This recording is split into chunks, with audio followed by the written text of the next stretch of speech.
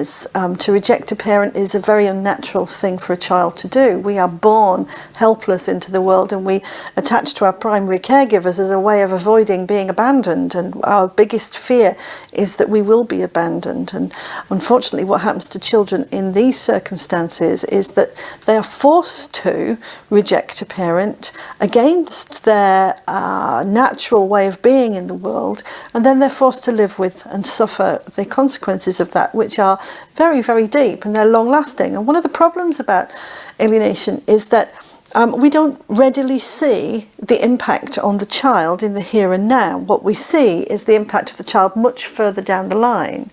So what we see in a child who becomes alienated, who chooses to use the, and I say chooses in inverted commas, the defense mechanism of psychological splitting, is that because they have adopted splitting, which is a defense, that part of themselves and their experience which they cannot reconcile any longer because of the circumstances that they're in is split off and hidden from them. Now, we in the outside world can't see that. If the child's leg were broken and the cause of that broken leg were one of their parents, we would all readily be able to say, this is a problem and we have to intervene. But because the child has split their mind as a defense caused by one parent and we can't see it, we let it be. Culturally, society-wise, we've allowed this to happen decade after decade. And what we have now are adult children who are alienated, who suffered psychological splitting in their childhood, who are struggling and who are facing all of the consequences of having made that awful choice in the post-separation landscape in their childhood.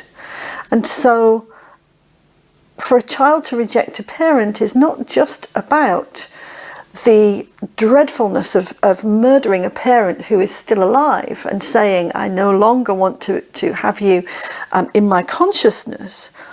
It's about the way that that child has murdered part of themselves and has then been forced to live with it.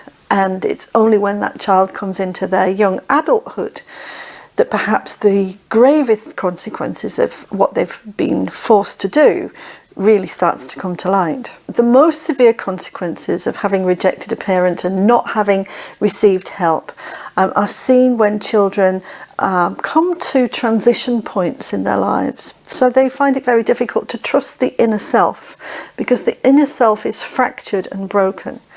Sometimes they will say to me that they feel as if they're living with a ghost, a part of themselves that they don't have any access to.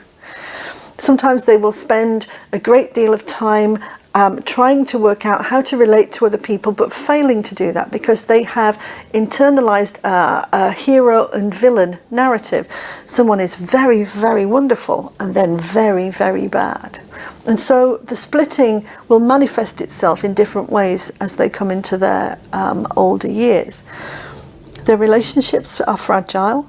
Their sense of self is fragile. And what many children say to me when they come into therapy is that their sense of authenticity, it's not available to them. I want to feel wholly me, but there are parts of me missing. I don't know where those parts are.